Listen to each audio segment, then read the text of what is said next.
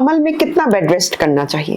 Bed rest دو طرح کا ہوتا ہے، ایک ہوتا ہے ایبسولوٹ یا اسٹرکٹ بیڈ ریسٹ اور ایک ہے ماڈیفائڈ بیڈ ریسٹ۔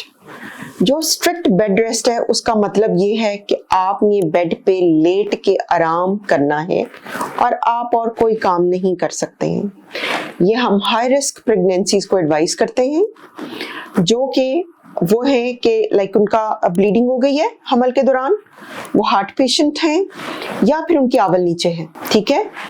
چوتھا جو موسٹ امپورٹنٹ کیٹیگری ہے وہ ہے جن کی سروائیکل انکمپیٹنس ہے، یعنی بچے دانی کے منہ کی کمزوری ہے، آپ کو ٹانکا بھی لگا ہے اور یا پھر آپ کے ڈاکٹر نے ڈائگنوز کر دیا ہے، ایسے پیشنٹ اسٹرکٹ بیڈ ریسٹ پر رہیں گے، صرف بیڈ پہ لیٹ کے آرام کرنا ہے، آپ اور کوئی ایکٹیویٹی نہیں کر سکتے۔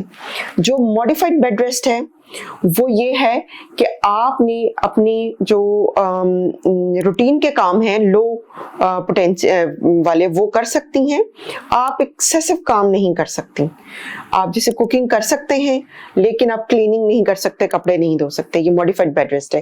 یہ ہم ان عورتوں کو کہتے ہیں جن کو ہائی بلڈ پریشر ہو جاتا ہے، جن کو شوگر کی بیماری ہو جاتی ہے، جن کے بچے کا پانی کم ہے، جن کے وقت سے پہلے دردیں لگ جاتی ہیں۔ سو یہ جو لو رسک پیشنٹ ہیں جن کو یہ سب نہیں ہے ان کے لیے بیڈ ریسٹ نہیں ہے۔